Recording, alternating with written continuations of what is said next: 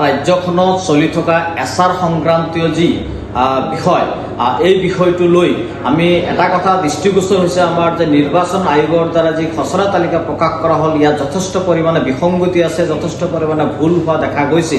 একেলগে ওজৰ আপত্তিৰ যি প্ৰক্ৰিয়া চলি আছে, এই ওজৰ আপত্তিৰ প্ৰক্ৰিয়াৰ সময়তো আমি দেখা পাইছোঁ যে মানুহক হাৰাশাস্তি কৰা হৈছে, বৈধ ভাৰতীয় নাগৰিকসকলক হাৰাশাস্তি কৰা হৈছে। ইয়াত বৈধ নাগৰিকক কৰ্তন কৰা এটা বিষয় আহি পৰিছে।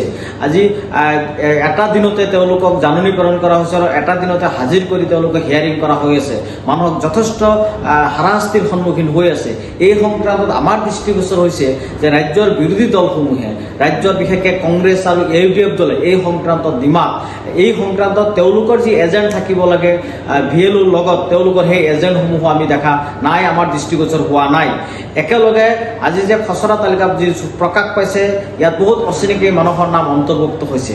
চূড়ান্ত তালিকা যি প্ৰকাশ পাব, আমি জানিব পৰা মতে চৰকাৰীভাৱে বিজেপি দল আৰু চৰকাৰে বহুত প্ৰেছাৰত ৰাখিছে আমাৰ VLOসকলক। তেওঁলোকক এইকাৰণে প্ৰেছাৰত ৰাখিছে যে প্ৰকৃত বৈধ যিসকল নাগৰিক আছে তেওঁলোকৰ নাম কৰ্তন কৰিব লাগে। আৰু বিশেষকৈ প্ৰায় যে 60টা সমষ্টিত 10,000ৰো অধিক মানুহৰ নাম কৰ্তন কৰা যেটা ষড়যন্ত্ৰৰ কথা ইতিমধ্যে বিভিন্ন সূত্ৰে প্ৰকাশ পাইছে। এই কথাবিলাকো নুই কৰিব নোৱাৰি। গতিকে আমি আমচুৱে স্পষ্টভাৱে চৰকাৰক আহ্বান জনাইছোঁ, এই ষড়যন্ত্ৰৰ কেতিয়াও আমি সফল হ'বলৈ কেতিয়াও নিদিওঁ।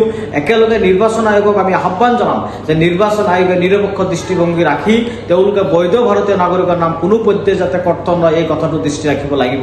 যদি বৈধ ভাৰতীয় নাগৰিকৰ নাম লাখে লাখে কৰ্তন কৰা হয় বা কৰ্তন হয়, নিশ্চিতভাৱে আমচুৱে এই সংক্ৰান্তত গণ আন্দোলন গঢ়ি তুলিব। আৰু অহা কাইলৈ এই যি নিৰ্বাচন আয়োগৰ যি খচৰা তালিকা প্ৰকাশ পাইছে আৰু বিভিন্ন যি কথা ওলাই আছে, এই কথাবিলাক লৈ আমি অহাকালি ৰাজ্যজুৰি প্ৰতিবাদ কৰিম।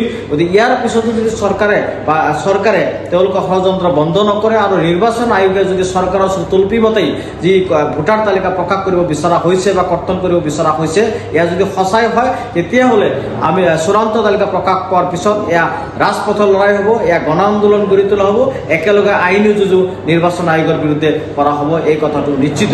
গতিকে আমি স্পষ্টভাৱে অসম চৰকাৰক সকীয়াই দিব বিচাৰিছোঁ আৰু নিৰ্বাচন আয়োগক আমি আহ্বান জনাইছোঁ যে আপোনালোকে কাৰোবাৰ শ্ৰুতলিপিমতে যাতে এই ভোটাৰ তালিকা প্ৰকাশ নকৰে।